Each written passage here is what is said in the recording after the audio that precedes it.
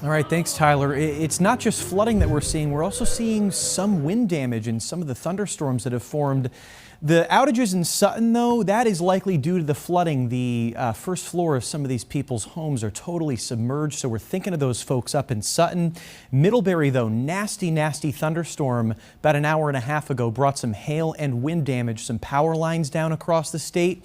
And we're watching the east branch of the Passumpsic River at East Haven. There has been a rapid water rise. Right now it's in minor flood stages, a little uncertain how far up does it go. It's just so tough to forecast these individual thunderstorm cells rather than a large system that you can track a few days out in advance. We're seeing a couple pop-up storms near Plattsburgh. Those are not a big deal.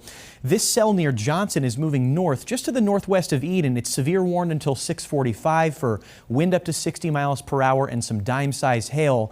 And we still have that flash flood warning near Sutton and East Haven. Parts of 114 have been totally washed out.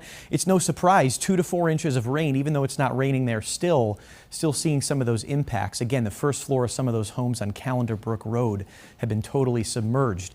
Addison County, another problem spot. Field Days Road has been closed due to flooding, and there's still some additional downpours coming over the same areas that already saw up to 4 inches of rain. So we're really watching Addison County very closely over the coming hours, I should say. A cell here is severe warm just to the south of Barry, East Barry, and near Chelsea and Corinth. That is moving southeast, but kind of falling apart. Probably doesn't make it to I-91 with anything significant.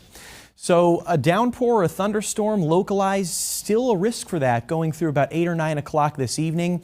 And even through midnight, there still could be a couple lingering showers, but we think the dry air will win out by tomorrow morning. A lot better of a day with some morning fog burning off to sunshine. Could there be an isolated shower tomorrow? Yes, but it would be the exception. Most of us are dry. And a similar situation for Saturday. Some morning fog burns off to sunshine. It's hot and humid.